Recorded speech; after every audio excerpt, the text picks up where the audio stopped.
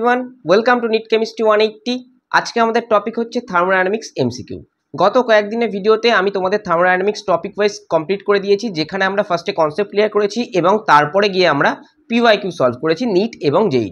ঠিক সেরকমই আজকে আমরা একটা ভিডিও আপলোড করতে চলেছি, যেখানে আমরা এই যে গোটা চ্যাপ্টারটা পড়লাম তার উপরে প্রত্যেকটা টপিকের উপরে আমরা এমসিকিউ নিয়ে এসেছি। এই এমসিকিউগুলো পিওয়াইকিউ এবং বিভিন্ন এমসিকিউ রেফারেন্স বুক থেকে নিয়ে আসা, সুতরাং নিট এবং জেই 2025 জন্য খুবই ইম্পর্টেন্ট হতে চলেছে এই এমসিকিউ সিরিজটা। তো তোমরা যারা আমার চ্যানেলে নতুন আছো অথবা প্রথমবার আজকে আমার ভিডিও দেখছো, তারা অবশ্যই চ্যানেলটি সাবস্ক্রাইব করে নোটিফিকেশন বেলটি প্রেস করে দাও, কারণ আমি প্রত্যেকদিন এইভাবে টপিক ওয়াইজ ভিডিও আপলোড করি এবং সবশেষে আমরা এবার ঠিক করেছি যে চ্যাপ্টারগুলো শেষ হয়েছে তার উপরে আমরা এমসিকিউ সিরিজ নিয়ে আসবো। তো চলো ভিডিওটি শুরু করছি। দেখো কি বলেছে। 1 নম্বর কোশ্চেন বলছে, when no heat change is allowed to enter or leave the system it is called। অর্থাৎ সিস্টেমের মধ্যে কোনো রকম হিট যাবে না এবং সিস্টেম থেকে কোনো হিট বাইরে যাবে না, তাহলে সেক্ষেত্রে আমরা কি পাবো? সেক্ষেত্রে আমরা কিউ ইকুয়াল টু 0 পাবো। এই প্রসেসটাকে কি বলা হয়? আমরা জানি এই প্রসেসটাকে বলা হয় অ্যাডিয়াবেটিক প্রসেস। তো option C will be the correct answer. আমরা একদম বেসিক থেকে আস্তে আস্তে অ্যাডভান্স লেভেলের দিকে যাব। সরি, 2 নম্বর কি বলছে? Which of the following is the intensive property? Temperature, viscosity, density, all of this. Now intensive মানে কি? ইন দিয়ে মনে রাখবো। ইন্টেন্সিভ মানে হচ্ছে ইন্ডিপেন্ডেন্ট অফ মাস, অর্থাৎ মাসের উপরে যে ডিপেন্ডেন্ট নয়। তাহলে দেখো টেম্পারেচার, এটা অবশ্যই আমাদের কি ইন্টেন্সিভ প্রপার্টি। ভিসকোসিটি, এটাও intensive property. Now density, density equal to কি জানি? মাস বাই ভলিউম। নাও মাসটা হচ্ছে এক্সটেন্সিভ, যেটা মাসের উপর ডিপেন্ড করে। ভলিউমটাও এক্সটেন্সিভ, এটাও মাসের উপরে ডিপেন্ড করে। সুতরাং দুটো এক্সটেন্সিভের রেশিও হলে আমরা অবশ্যই একটা ইন্টেন্সিভ প্রপার্টি পাবো। তাহলে ডেন্সিটিটাও আমাদের intensive property. So option D, all of this will be the correct answer. Now 3 number question বলেছে, a system absorbs 600 joule of heat. অর্থাৎ 600 জুল অফ হিট মানে কি? অ্যাবজর্ব করছে মানে কিউ এর পজিটিভ সাইন হবে, তো Q will be plus 600 joule. And work equivalent to 300 joule on the surroundings. অর্থাৎ সিস্টেম ওয়ার্ক করছে সারাউন্ডিংসের উপরে, তাহলে সিস্টেমের ওয়ার্ক কমে যাবে। So W will be minus 300 joule. Now internal energy change জানতে চেয়েছে। আমরা জানি ইন্টারনাল এনার্জি চেঞ্জ মানে কি? Delta U equal to Q plus W. Q কত পেয়েছি? প্লাস 600 প্লাস ডাব্লিউ কত পেয়েছি? মাইনাস 300 ইজ ইকুয়াল টু আমরা কত পাবো? 300 জুল। দেখো 300 joule, option A will be the correct answer. তাহলে সব পার্ট থেকে কিন্তু আমরা কোশ্চেন সলভ করছি। নাও for the reaction N2G plus 3H2G 2 ammonia G carried out at constant pressure and temperature, তাহলে relationship between delta H and delta U. দেখো রিয়াকশানটা হচ্ছে এইটা, N2G প্লাস 3H2G, সেখান থেকে আমরা পাচ্ছি 2 অ্যামোনিয়া G। তাহলে এখানে ডেল্টা এনজি কত?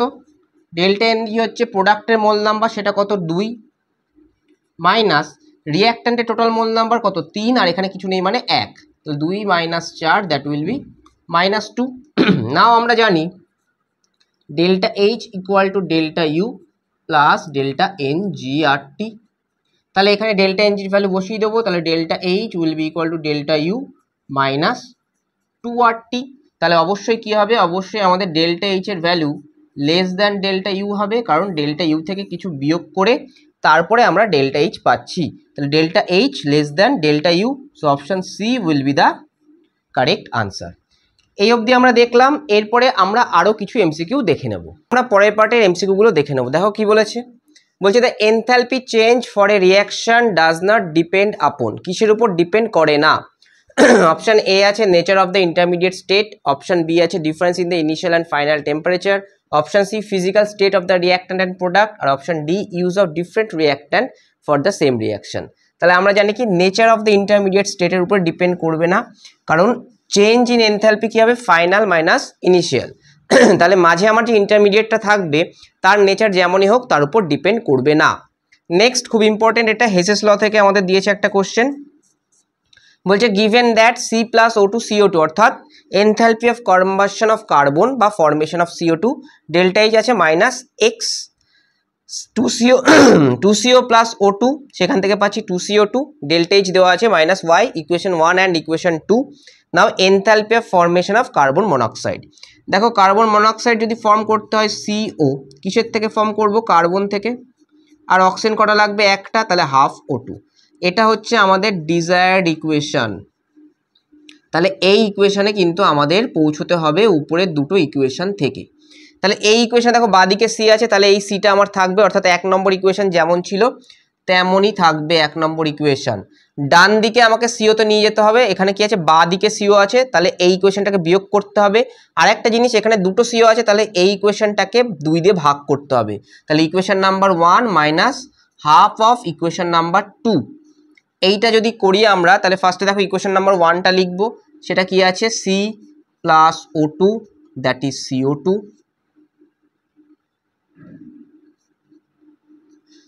ডেল্টা এইচ কত আছে? ডেল্টা এইচ 0 আছে আমার, minus X kilojoule mole inverse. Next minus half CO2 করছি, তাহলে এখানে হাফ যদি করি আমরা, তাহলে এটা আসবে CO, এটা আসবে হাফ O2, আর এটা আসবে CO2। আর এখানে আমার কি আছে? ডেল্টা এইচ 0 কত আছে? Minus Y kilojoule mole inverse by 2 আসবে একটা আমার।